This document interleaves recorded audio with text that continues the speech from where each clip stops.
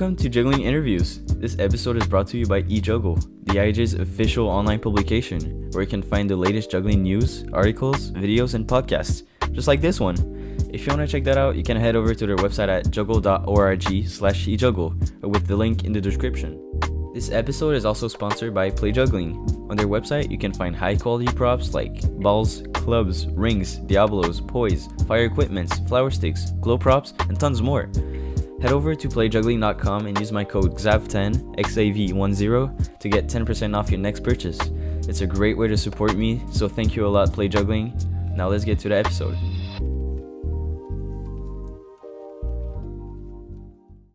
So, hello guys, welcome back to Juggling Interviews. Today I'm with Bo Juggler. Real question, is Bo your actual name? That's the mystery. Is that actually your name? It is not my real name. Have you ever shared like your name online? Do people know your name? Some very select elite people know my real name. Alright, so can you tell me who is Bo Juggler? Who are you? So Bo Juggler is a juggler. I'm a poi juggler mainly. So like I started off juggling Diabolo, and then it escalated to many other props, and actually poi is my last prop that I picked up. And yeah, I've been enjoying researching a lot what's in there, like the whole poi juggling world, with the spinning aspect as well, and all the other aspects that I can do with poi, which I find very fascinating because I really like this specific object. Right. Like, how did you first start juggling? Like, who introduced you, or how did you discover it and decided to try it out? So the first, at least as far as I can remember, what happened is that I was watching TV. It's a thing in France called Le Plus Grand Cabaret du Monde, which is like a very famous TV show with like circus, like entertainment stuff going on there. And there was this Taiwanese guy called William Lin, that was doing a Diabolo act, and I was like, Dad, I want a Diabolo. Like I saw it, and I was like, fuck, that's so cool. So I wanted a Diabolo, and so my dad just bought me a Diabolo, and that's where it started, and it escalated till where we are now. So you discovered with the Diabolo? Yeah. So yeah, I spent like about 8 years mainly practicing Diabolo, and as secondary props, I was going like a little bit of ball juggling, a little bit of club juggling. But I was really not very interested in it. I was just there like, yeah, I can do the cascade. So I was learning like cascade and fountains, but no tricks. Like I remember I was already able to flash 7 balls before I knew how to do a box or a shower, which is weird. I'm pretty sure I learned Smith-Buisset after learning 5 balls or something like this. Like, so yeah, I was really like mainly doing Diabolo and being like, yeah, Diabolo is cool. And then ball juggling and club juggling was just there like, it's fine when I'm bored of Diabolo, but this was really not my focus. And yeah. Alright, so what was the moment where you first thought like, oh, juggling is my thing? Like you actually started out landing like hard tricks that you never thought was like accessible for your level? So it's a really cool question. I don't remember having like a specific moment where it was like, oh, it shifted and it's like, oh no, I'm good at this and this is my thing and I love it. It kind of was more of a gut feeling from the start. It was like, yeah, that's great and I'm gonna keep doing it even if I'm not too sure what's there. I didn't even have a clue of like, I think when the first few months I started off with, I had no clue there was that many people playing Diabolo or juggling. And yeah, I really didn't know it was a thing. Like I didn't know that people were actually playing with it and that there was like a community around it. So for me, it was really this thing that I just put trust in somehow intuitively. I was like, yeah, I trust that this is going to be great at some points. It's already great, but there is like a bigger thing somehow. I could feel it. And yeah, and then it escalated slowly and I learned like one Diabolo stuff. And then I found out my uncle could do a little bit of Diabolo, so he taught me like the first, like the suicide move, like when you just release the sticks. And then from there, I got into 2 Diabolos and 3 Diabolos, and mainly like manipulation stuff. Like I gave up like on numbers juggling with Diabolo quite early. And yeah, so yeah, it's really from the start there was like a smooth evolution of like, okay, this is great and it's gonna be better, and I'm sure it's gonna be better. But like, since the moment you started, without knowing it was like actually a big thing and like a whole community around it, did you like between this and doing big numbers, did you like got inspired with videos? Was there like a lot of content online or anything accessible for you? Oh yeah, YouTube was a big thing. Like, so definitely at first, this guy William Lin that I saw on TV, I looked him up. Like for me, like at first, he was my only reference. So I was like, okay, this guy does that. And then I ended up founding some forums. There's this thing called qdiabolo.com, well, diabolo.ca as well. There's like a lot of forums of Diabolo that I found, and therefore I ended up finding like the entire community. And there was like, oh wow, that's way bigger than I thought, and it was really exciting because I could practice something on my own whilst knowing that somehow I'm not alone, which was quite neat. I feel accepted now. I'm in the Yeah, community. I'm in the Diablo family. yeah, and it was great because like I could like watch videos, make videos on YouTube. Some people would watch it and then comment on it, and it would like give me some like motivation to keep going. Hmm. And also very early, I got a lot into tutorials, and like I was like, okay, I learned that trick. I'm gonna make a tutorial for it somehow. And I remember it was really it was really stupid because I would like make tutorials with like lots of subtitles, very badly edited, and and my mom would like correct every sentence I would write behind me. She'd be like, "Here, you forgot the S. What did you write here? There is a letter missing." And so like I would just spend ages like making those damn tutorials, although I didn't even know how to write properly in French. That was very funny. You're just doing like, okay, now there's like a swoosh, and then you take the Diablo and you throw and Yeah, land. and you know like this kind of tutorials where you have like a slow motion, but then there is like 5 lines of text above it. Like it's way too big for the amount of for like the timeline. I was doing that. And were you like doing it voiceovers?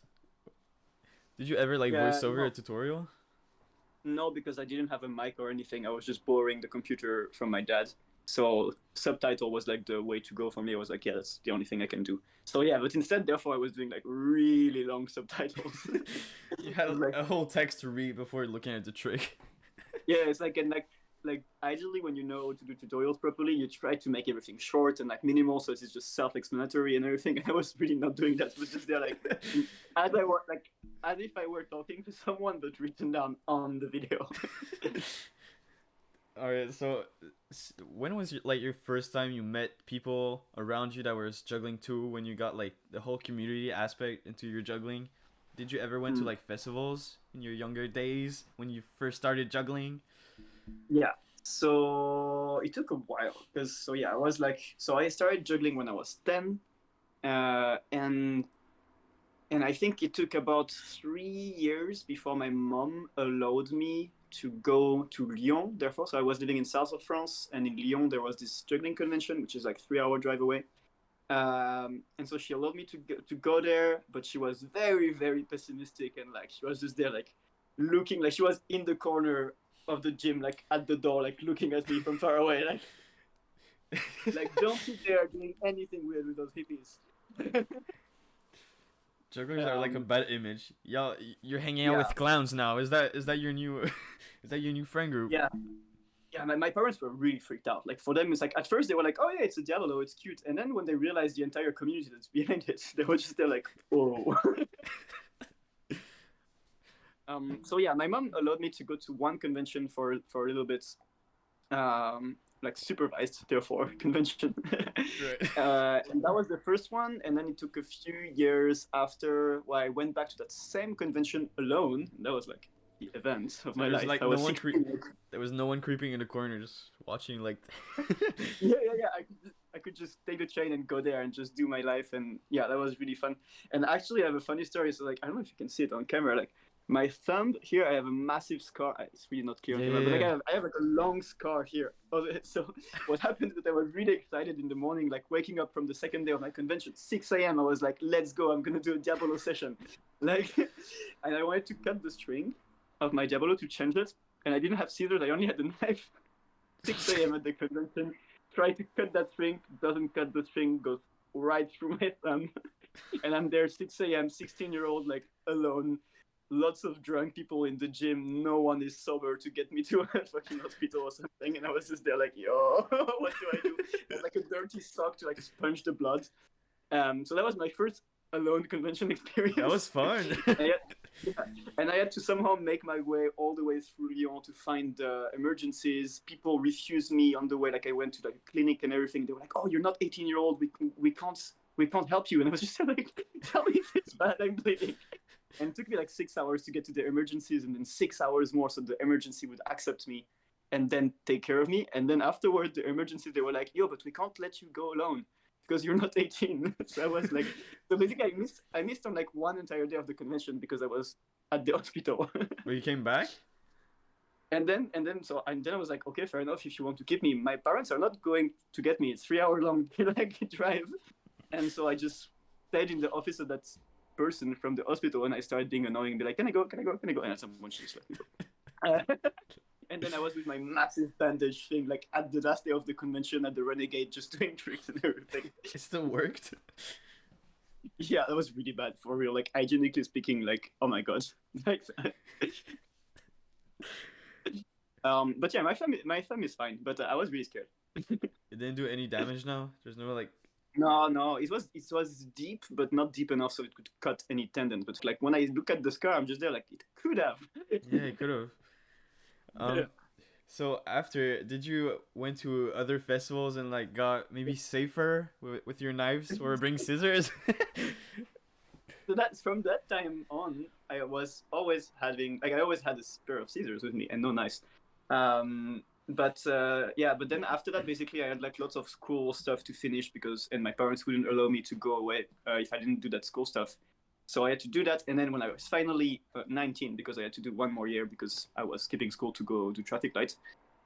So when I was 19, I got my baccalaureate. I'm not too sure how to say that in English. It's like the final exam you do when you're 18 normally. Right. And I was like, yeah, that's the contract with my parents. I'm free now. I can do whatever I want. And so I went for my first EGC in Newark-on-Trent, therefore in 2019, if I'm not mistaken. And that was my first big convention, I think. And also first time traveling alone, like outside of the country and everything. Like I had done Spain quite a bit, but apart from Spain, that was the first time really traveling. And yeah, that was great. And at EJC, did you like discover poi or was it before? True. So like I discovered poi a year before. So like a year before that second convention where I destroyed my my thumb. But I was really not into it that much. It was just because from that Diabolo that my dad bought me, it was kind of like a brand of skill toys where they were selling, like they had a catalog, like a magazine with all the other skill toys they would buy.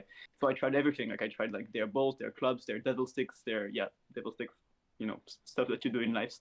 Uh, and and then there was this Kiwido stuff. It's kind of like the stale toy that they were selling as well. And I was like, this looks dumb. Like from the start, I was just like, I'm gonna try everything else, and this is gonna be the last one. But since I was kind of like, I don't know, for me it made sense. I had to try all of their skill toys. So that was the last one I picked up, being just there like, I'm gonna learn this thing, the basics, just because somehow I feel like I have to, just so I tried. But I was really not convinced. and so I ended up learning it, and then with two in one hand as well, the like basic weaving like this. And then I picked up, I saw that there was a better version, like the contact poi version with like a stage pole and a knob and everything, right, like a handle. So I upgraded to that, like to try it and be like, give it a second chance, because the tail poi thing was really like, I was like, yeah, no, there is no way I keep going with this. So by the time I went to that first convention, I could do like just two in one hand weaves and some basic spinning stuff. And maybe I tried to throw it very basic, like basic throws with two poi, but that was it. And I was still really like, Diabolo is better. For me, Diabolo was better. And then I came to that one convention where I destroyed my thumb, and I met this guy called Theo Azoulay, which used to have a company called Symmetrix. And this guy was already juggling three poi and even starting to throw like helicopters with three poi cascades. And I was just there like, ooh, finally something tasty. Fun now. I wasn't convinced, but this. And that's the one point where I was like, aha, okay, maybe this prop has more hope than I thought.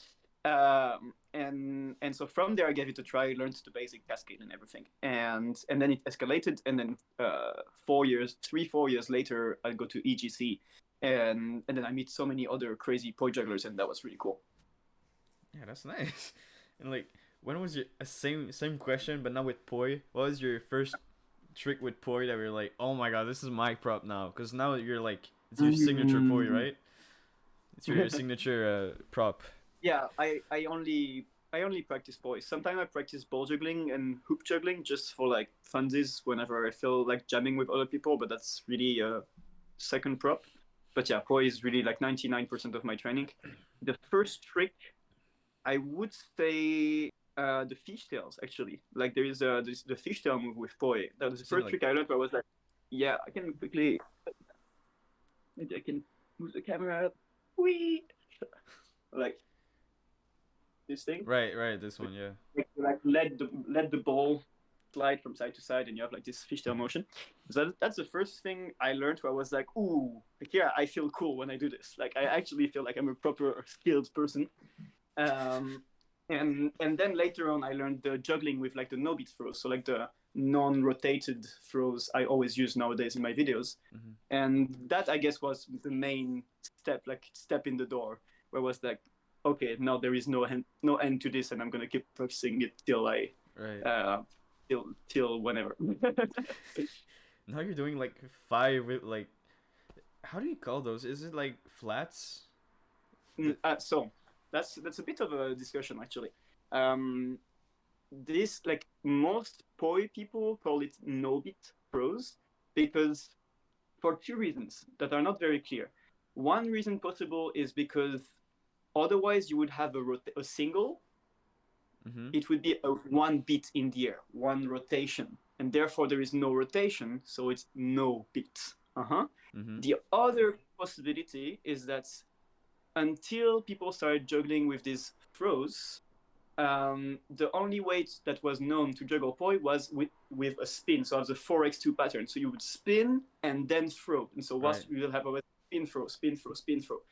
And since this throw is like a one direction throw, it doesn't require having a spin. So therefore you can do it without spin. So it's a no beat because you don't have the extra beat of the 4x2. So that's another possibility. It's That the story behind the name is very blurry. they also have that with clubs, right? There's no beat with clubs. And then slowly I see more and more people with clubs just taking that name as well. But still within the club community, club juggling community, I hear a lot of people call them flats. But then somehow it's Right. just like, yeah, but that's a flat, and that's also a flat, and what's a flat? Or like yeah, or they do if they're doing like in the front plane like this, then it's a front flat somehow. I hear that a lot as well. The naming behind that theory is really not clear. The best way I explain it is just it's a lazy throw. Just you don't catch it as a penguin, you catch it earlier, basically. And then you make the spin by yourself. And then you swing it down. Which Right. if you had caught it as a penguin, you wouldn't have to because you already catch it on Yeah, the you're like bottom. this, so you just Yeah. bring your So you just have wrist. to go back up already. Mm-hmm. Yeah, but it's basically the same momentum and the same feeling as the lazies just caught earlier, which Right. makes it that you have the penguin. Right. Did you? And yeah, lately it's like pretty much the main way I see people juggle poi with yeah, there's a lot of people juggling with this, but still a lot of people using singles, doubles, and triples, which I don't do at all. Right. Yeah, you're doing numbers with no beats, which is crazy impressive to me. You just see like the strings just going off one by one. And it's funny because most people would think, oh, it's so much harder. Like it's crazy. Like because actually, in a way, so I'm the only one that juggles numbers with no beats with poi, and the few only people that juggle numbers with poi do it with doubles or triples. So like in the eight, therefore with 5 poi would be like 8x2 pattern. So like swing, throw, swing, Mm-hmm. throw. And for me, this technique is so hard because you have to start as your base pattern is a synchronous side swap. Yeah, it's Like like that's such a this, and there's and just one therefore staying. Oh, yeah, no, yeah, no, yeah. no. That's hard. Therefore, if you want to go for any other side swap on top of that, you just have to do the synchronous equivalent as your base. It's so hard. Right. But somehow everyone else in the poi community that does poi juggling thinks that that's the easiest way because I guess the spin allows you to have a bit more control over the throw. Mm-hmm. But for me, not having the spin and being able to go asynchronous is so much easier. I don't have to like it just works like ball juggling just with that different shape, but the rhythm is the same. So yeah, I guess it's just easier as soon as you really get it, like the basis, and then it's easier. But it's really hard to get that one base that allows you to do it. Right. Like, let's say the 7-5-7-5-1 you did recently. Yeah. I don't think it would have been possible with 2x. No, just 2 and do the 2x at the same time if you did like the synchronous pattern. Like you couldn't like swap. It's possible, but you'd have to throw extra high, like so much higher. All right, so you would have had like 0, 0 and 2x, so you have like empty hand, and that's how you do it. There would be a bunch of 2s added. I think you would have a lot of 2s. It would be like whatever that 7 higher in synchronous would be. So like I'm gonna say AX, but it's probably gonna be way higher than that. So like AX, and then like so like AX. I'm super bad at synchronous, but whatever. It's gonna be like a really high version of like a crossing throw. So that then under that you can add 2 spins. So it's gonna be like some AX thing, 2 AX 2. Like you would have so many 2s, like so many extra spins under. And yeah, that's for. And it's possible, but then you have to throw so high. I think like the accuracy of such a high throw would be like kind of hard to manage. Yeah, you'd have to go like sextuple rotation or something. Like, yeah.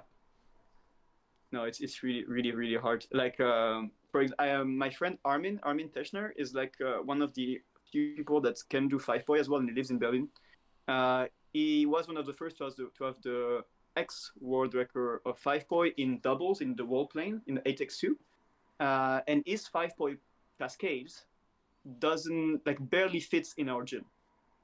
And the gym is like actually a quite okay high ceiling. It's like definitely 7 club height, if not a bit more. Like you have enough. So like the 5-poi cascades in synchronous side swap is higher than 7 club, which is insane. Versus my 5-poi cascades fits in my low ceiling apartment, which is very handy. Do you actually practice inside? Yeah, I practice inside pretty much 80% of the time. At least in winter, pretty much 90% of the time, and in summer a bit. Like summer, I also have some outdoor session, but it's still mainly inside. Is the wind a factor you have to consider it? Is it like clubs? If it's really windy, like whoa, like a lot of wind, yes, but it's fine. It's okay. I would say it's 50% less annoying than club wind-wise. I'd say like yeah. And 90% less annoying than rings. So I mean 100% less annoying than ring juggling when it's windy is such a pain. No, it's such a pain for sure. But yeah, I think the fact that it's like basically like the rope, it's such a thin surface platform, whatever. Like it's such a thin object, so the wind just doesn't really affect it that much. It just goes around. Maybe the rope is going to be a bit more wobbly if there is a lot of wind in the air, but the knob and the head are not going to move that much. So it's still doing a rotation, okay. So there's like still force, not like just a plain ring plastic thing that could just get pushed. So it's like with a lot of wind, maybe I will not do like a crazy eye number session, but I will be at least able to do 3 and 4-poi stuff and 5-poi stuff like on a basic like height. So yeah. I'm curious, like, do you have some dream tricks at the moment that you maybe messed out with that you think it's possible now that you didn't know before? Oh yeah, it's very funny because in general, every time someone asks me this question, I'm always just there like, I have no goals. I just, as long as I'm improving, I'm good. I'm okay with it. And then afterward, I'm just like, no, it's not true. There is this trick I want to do. So you have one now? So right now, I would say 5-poi self-mess. I don't know if self-mess is a clear pattern for, like, just in case people don't know, it's like when you do a mess, it's one mess pattern that you can do on each side of your body like this, in this way. And yeah, I was really happy to be the first one at least to record it with 4 objects. And now with 4 objects, it surprisingly got very easy. So now I'm just there like, let's go with 5. But it's still very hard. Like I'm starting to be able to get into it. So like do the first side and then I transition to the other side and then it just goes to hell. But I feel like I should be able to do it at some point. But so yeah, so maybe 5-poi self-mess, and just in general, I want to be able to become way more mobile, have more mobility in 3, 4, and 5-poi stuff, so that I can just move around and explore everything. I'm Right. just really into exploring what are the possibilities of this circular momentum that I'm using. It's really addictive. Um, yeah, and of course 6 boy, 7 boy. Like I'm working hard on getting the first 6 boy qualified. At least as far as I know, first 6 boy qualified. I hope that No beats someone. too, right? Yeah, With no beats no as well. Oh, beats. no, yeah, I could do it. I could do it with like a 1.5 rotation, but I don't want to do it. It's like because it doesn't make any sense for me. Like because it would be so much. Like basically, the idea is that I could do it still in asynchronous, adding 1.5 rotation. Because if it's 1.5, then I can catch it as if it was a no beat, but there was an added spin. But it would not be durable if I were to run it long term. Like it's still more durable for me Mm-hmm. to keep it without rotation because with rotation, then it would just keep going faster and faster and faster. And yeah, so in theory, I'm pretty sure if I were to like work for a week on just 6 boy qualify with 1.5 rotation, I would get it way faster than with no beats. But I'm convinced that I don't want to do this, so I'm only doing it with no beats. Yeah. Have you explored a side swap like further, maybe with four poise? Did you ever like Yeah.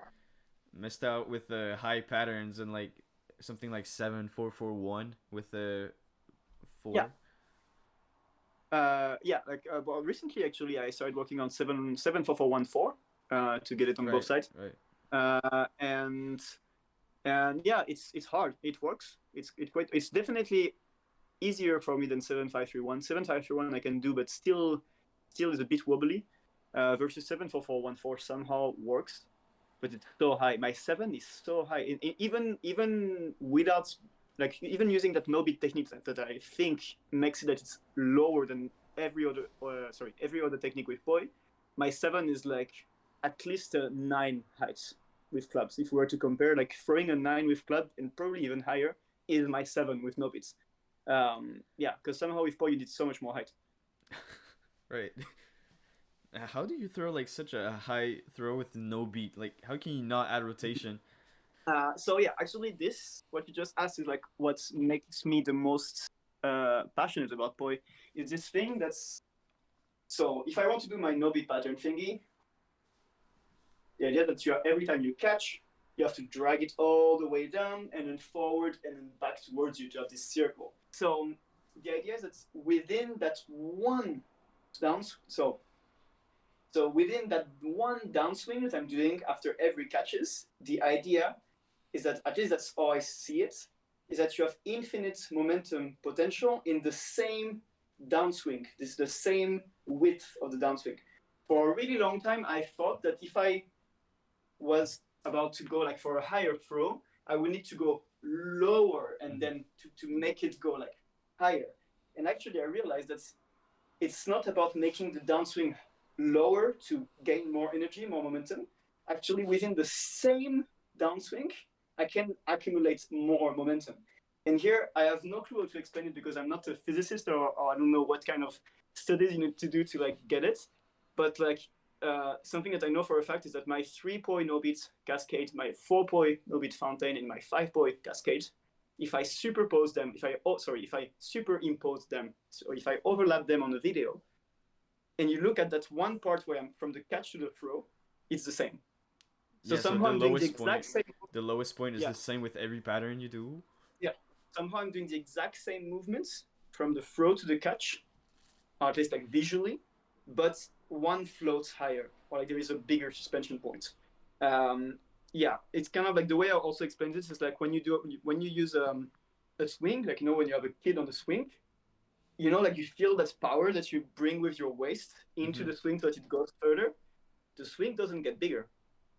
Mm-hmm. It's just you putting more, somehow It's like guiding and allowing the momentum it's more, like your wrist basically. movement. Like you feel in your wrist, you add the power in your wrist while doing this like Uh, swinging movement. Not in my wrist, actually, just in my forearm. But yes, Mm-hmm. it's really just the forearm that somehow allows more momentum to accumulate within that same movement.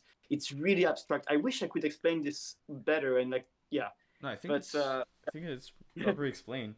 Like you don't have to do that whole like digging motion under to like then throw it super yeah, high. exactly. Just I see add a lot with ball momentum. dribbling and club juggling, like lots of ball jugglers that will like almost like jump to get that like super fucking high throw, and um, And yeah, and I see also like you see like very good jugglers that actually don't do that. So you can also see it in like regular club juggling.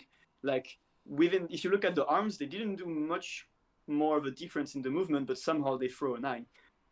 So I guess there is something there about the momentum of the throws. And yeah, I'm very passionate about it. And yeah, and so to answer that question, that's how I make it that I can have an higher throw with that technique that somehow doesn't feel like you should be able to throw very high with it without having rotations or anything. Of course, at some point, if I'm throwing really extra high, like above 7, I need to like add an extra little push at the end with my hand to make sure that it's gonna stay flat, like more or less flat, and not go for a rotation. Right. But my theory is that if I were to be really really good, if I was actually a good Bo Juggler, I would not need this. So like I could throw any heights in theory without having to flick with my hand to make sure it would stay as an orbit. Just from that one movement, you should be able to do it. But that's just my theory. It's just like when you release it, because if you release it like too late, it's gonna do a full rotation before you have to catch it. Yeah, exactly. I mean, just messing around with it, like maybe you haven't tried throwing like up to 8 or 9, so just doing it. No, because I don't have the ceiling height for it.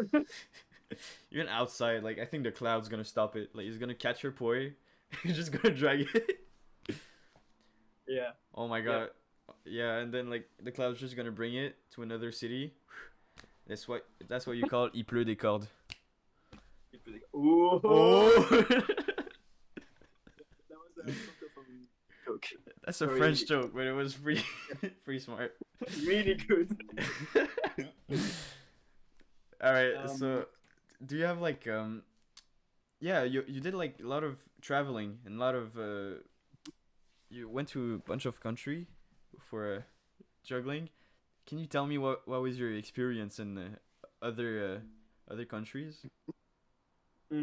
So the first time I traveled was to England for the EGC. Nothing much to say apart from EGC was cool, and like England is not much more different than Europe overall. Like the culture, like yes, it is different. British people are gonna get mad at me. Like yes, it is different, but but like it didn't like impact me as much like traveling wise. It was just a good experience for like juggling. But I guess what was my first big travel? I think my first big travel was going to San Francisco to the Flow Toys space. So the Flow Toys factory is like an LED club, LED prop factory. I was invited there for the Poi Parliament. It's called, so like mini festival called Poi Parliament, and it was like very very small, like only 40 people on invite. And so yeah, that was cool. Like first time in America, and I got to like meet lots of other Poi jugglers from there that I'd never seen.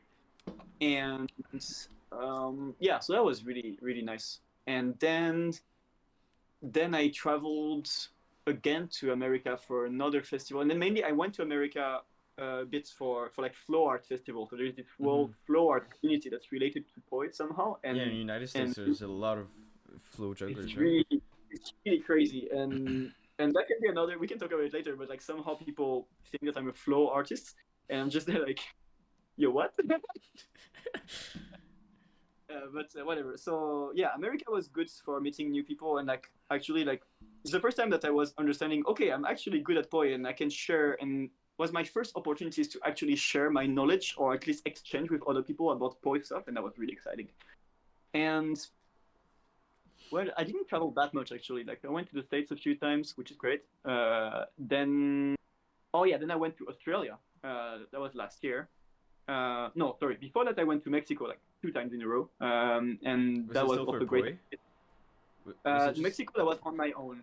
Mexico, that was really on my own. I was like, okay, I want to go to Mexico and visit. I had this friend called, so you probably know Jorge Vilches, Conejo Lunar. He is part of the IGA social media team, and Fernanda Sumano. So Jorge is a club juggler, Fernanda is a hoop juggler, and so I went to live with them. And that was a really cool experience. And also I started doing like some fire shows there because they live in the Carib part of Mexico. That was a good stage experience to do like really like entertainment fire shows like in resorts and like hotels in Mexico. Yeah, it's like no artsy stuff. Like really just go for like the big fire stuff, and just like screaming on screaming on stage and like really like big corporate stuff. But somehow that was really good for me because it helped me to gain a lot of stage presence. Because even though it's not very like fine art stuff, it's really good to gain It's confidence on energetic. stage. Yeah, yeah, yeah. Trying out new You type learn of to be confident. performance. Hmm. Yeah, yeah. Performing helps performing. Whatever kind of performing, it's good for performing. And so yeah, that was a cool experience. And yeah, Spanish is my second language, so like I had learned Spanish on my own somehow. So it was one of my first opportunities to like actually talk, like speak Spanish with other people. So that was really cool. And there is a big boy community actually there in that one city in the Caribs called Playa del Carmen. So yeah, I did a few workshops there, and so yeah, after that I went to Australia for the Spin Fest. That was my third, I guess, big travel. So I was in Melbourne and visited a big part of like South Australia. That was really exciting. Yeah, and the last one I did recently that I really loved was Japan. I went to Tokyo for a little. It was called a festival, but somehow it was just three shows in a row in one theater. So I don't know why it was called a festival because it was just three shows in a row in the same theater, like nothing festival. Like, Was there like a but lot of people practicing, or was it just like no, shows? no, no. It was really just like three shows in a row for like random people that would just buy the tickets and go there. But somehow they would call it the True Act Festival. But it was really great event. Like, but it wasn't a festival to my understanding of it. um, but then yeah. So then I got to like work there. So like for like 3 days, and then I had like 5 days of like pure holiday. Can visit Tokyo. Met Masahiro Takahashi, the Seven Club Albert guy. That was really cool experience to train with him. I saw your story. You just did like a 7 club run in front of you, like it's nothing. It's Yeah, yeah. So the guy was like, so basically in the show I was working at. It was part of, I think they're called the Luminous J. They are like a Jonglissimo style LED club passing mm-hmm. company. And he was in there in their passing act, but he wasn't doing much passing at all. There was just like two scenes where the first scene he would be at the center of a passing pattern with three people and just doing 5 club back crosses with LEDs, and they were just doing like a basic passing pattern. So that was really funny. And then at some point they all stop, and he comes with 7 clubs. So it was like a 7 club flash with LED, like super heavy. Like it's the light toy clubs are like they're great LED clubs, but they're way heavier than Mm-hmm. normal clubs. So the fact that you could just flash 7 club LEDs on stage like this, I was there like whoa. um, He's a and different yeah, yeah, breed. Like he's so solid yeah. with his pattern. Masahiro is like incredible. He's definitely the best. I think him, like on the technical club juggling level, I'd say him and Delaney are really the two best jugglers, club jugglers out there. Like what he shows, like for example, his world record of 7 club back crosses, which is 9 catches that he does in this one little video edit he has on YouTube. Right. Uh, Then it it goes looks back like to the pattern too, right? yeah, it goes back to the pattern and everything. And it looks like, okay, that maybe that's the most he can do, 9 catches of 7 club back crosses. I've seen him do 14 catches like randomly at training, like without really minding it. He was just there like, okay. That's that type of juggler is like scary. Like you see some type of videos online, you go, oh, you think that's his highest level, and then like you meet Yeah. one juggler that says, oh, I met him at a festival. He randomly like ran 7 clubs for a whole minute, just like that. Yeah, it's like what you see on the internet. It's very funny because for some jugglers, what you see online It's their is best. like is their best. It's like this. It's like they could only do it on video, like most of the time. Uh, and some triggers, it's the complete contrary. Actually, what you see online is whatever they could get first try. Right. And then you meet them for real, and you're like, whoa. But yeah, Masahiro Takahashi also like incredibly great guy. His English isn't like perfect, but we could still like communicate. It was really nice. Him and Naoya Aoki is a very cool diabolist person, and he hosted me for quite a while there. And I had a lot of fun with him. He's a very creative diabolist. You can look him up, Naoya Aoki. Nao Aoki. Um, yeah, yeah. So Japan was really exciting. Met lots of people. I was there with Jay actually. I was working. Jay Gilligan was on the same show. There was a lot of fun backstage with Jay Gilligan. Yeah, he seems like a lot of fun. Like he's so creative with his juggling too. Like Yeah. Jay is cool. Is cool to talk with. It's really good to. I really love meeting and interacting with people that you can feel they truly love juggling, and they have like a Mm-hmm. pure love. Like it's not just they're like, oh, it's cool and I'm good at it, so I do it. Mm. And that's still fine. Like it's fine to do this, But you can but I feel really his passion, right? you can feel it's not just that he's good at it, therefore he does it. It's like fuck yeah, like that's my thing, and I love it, and I feel the truth behind it. Mm-hmm. Like there is something very religious behind it somehow. I don't He know. got the juggling soul in his Yeah, himself. yeah. Him and talking about this, like another good example for me is Esteban Almonacid, the seven ball world record holder. Um, He's so he is good. just like this person is just like okay, he's really good, but when you see him juggling, he has this way of training and practicing and juggling that's really for me religious is like the one term. It's like he Mm-hmm. isn't. It's like you can feel that he does it when he does it, you feel that juggling is like bigger than him. He's not doing the juggling; it's the juggling. It's the juggling doing him. If that makes any sense. Yeah, yeah. No, yeah. I do see that. Yeah. Mm.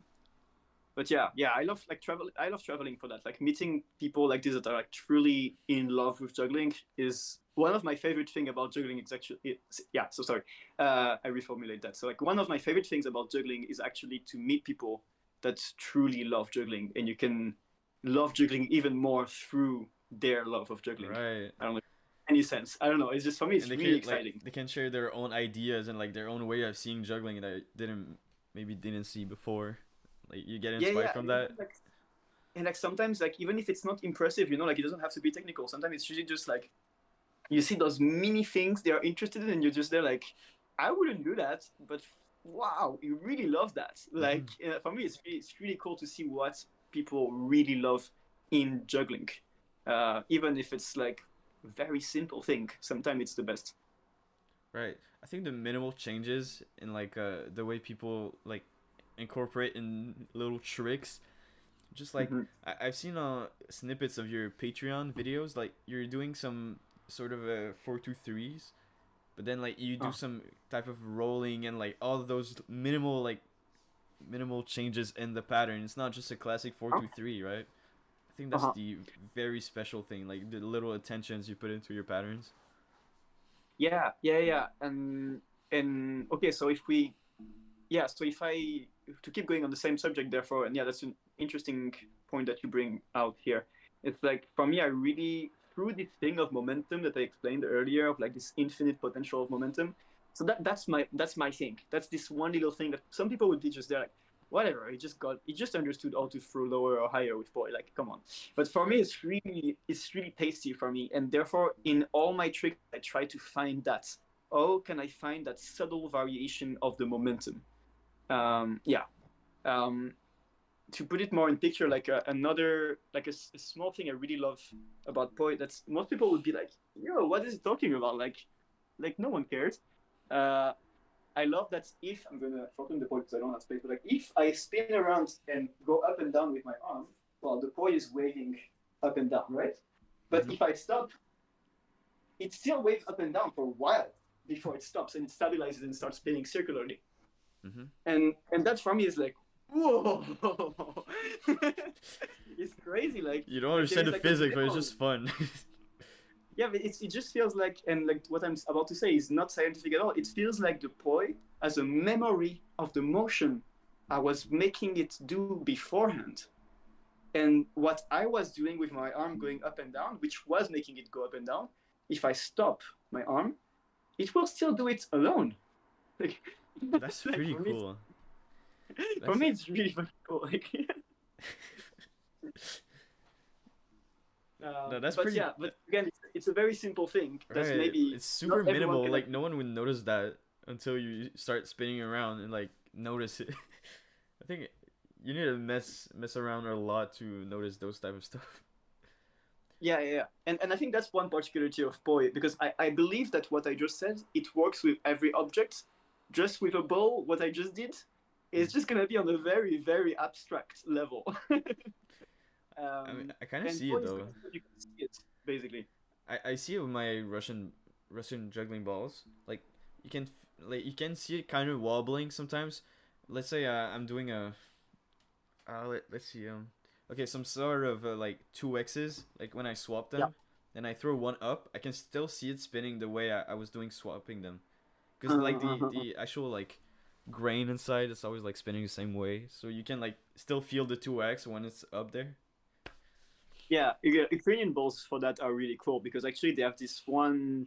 It's like compared to other like to bean bags or like plain stage balls. That's a really fun fact. I never thought about it. It's like Ukrainian balls are the only balls that actually have two parts somehow. Like two, they have an extra factor in them, which kind of breaks the concept of the ball being like the most simple object.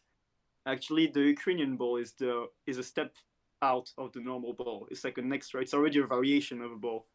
Yeah, but yeah, cool, cool. I didn't think about that. That's really nice. And also like I think it's personally it's more stable. Like once you have like Mhm. the the grains, or I personally have salt in mine nowadays. It's like more refined than like I used to have like bird food. It's similar to Really? bird food. It's like bigger than salt. It's less refined than Okay. salt, but now I can feel like all the weight. Like it's super like minimalistic, but like the way I do hand bounce, it's like way more Uh-huh. stable because I feel it like all crashing on my hand. It's not like going Mm. in there. I think there's so many like little details you This is notice once you're like all actually passionate details. about your props. And Yeah, and it's like, and somehow it would feel like, okay. I think I love what you just said. Like the feeling, the grain, and like the way the grain or like whatever is inside your ball just affects the catch on top or like the bump or whatever you're gonna do with it. And like this, it's a feeling that's it's you only can feel that. right. And but it still somehow affects the visual and what's happening on the outside perspective. Just it's really small, and I think that's what makes juggling tasty somehow. Right. So do you have something planned in the near future? Do you have projects? Something we may see from you anytime soon? Yes. Okay, so I've been saving up a lot of tricks for like one big video. And now they are almost like, this moment where you feel like all the tricks are ripe enough to present them. It's like they've been out there, like, and so many times I was like, okay, I'm gonna do it. And then I'm like, no, not yet. There's still those two tricks or like those few things. I'm like, I need to push it further. And then along the way, you just end up throwing some of the tricks on Instagram and you're like, goodbye. It's not gonna be in the video now. This one is not going to be in the video, and then you're like, maybe I should have kept it. But yeah, so yeah, I have lots of tricks that I kept. Like it's been a year and a half that I'm kind of like saving up a lot of good tricks. Basically, what you see on Instagram, except from the 5 point stuff, is not my best stuff. I keep the best stuff for a video project soon. And so yeah, there is one big video project coming soon. Apart from that, I want to go back to Japan for JJF, so I'm definitely gonna do my best to go to JJF. So I guess they didn't announce the dates yet, so either September or October, I suppose. Um, and yeah, yeah. Going back to Australia as well for exactly the same trip I did last year, just redoing it because I really enjoyed Australia, so I'm doing it again. But yeah, I guess yeah, there's this one big video where there's lots of pattern that I'm really excited about that I don't think I've seen too much of, at least the vibe of pattern. And yeah, I'm really happy about them. It's really like patterns that I love, so I'm really excited to present them. Just now, I have to find someone to film them, and yeah, the entire process of making a Right. video. Yeah. All right. So we should look out for that. I hope your trips goes super well. I hope you have fun on them. You can check out Bo Juggler. Point down. That's your at on Instagram at Bo underscore Juggler under. Yeah, there. So at Bo Juggler on Instagram. If you want to find my stuff, XavJuggles on Instagram. Um, Also, if you want to get high quality props, I have a sponsor with Play Juggling. You can use code XAV10 XAV10. And you know what? There's actually poise on Play. So if you want to try out some, The knobs of my handles, I make my own poi, but I still use Play Juggling's poi handle. see, if you want to try out Play, if you want to try Poi, you can use Play props. So yeah, I hope you guys liked this episode. It was actually a really fun conversation. Thank you Yeah, it was. for participating. All right. Bye. Bye bye.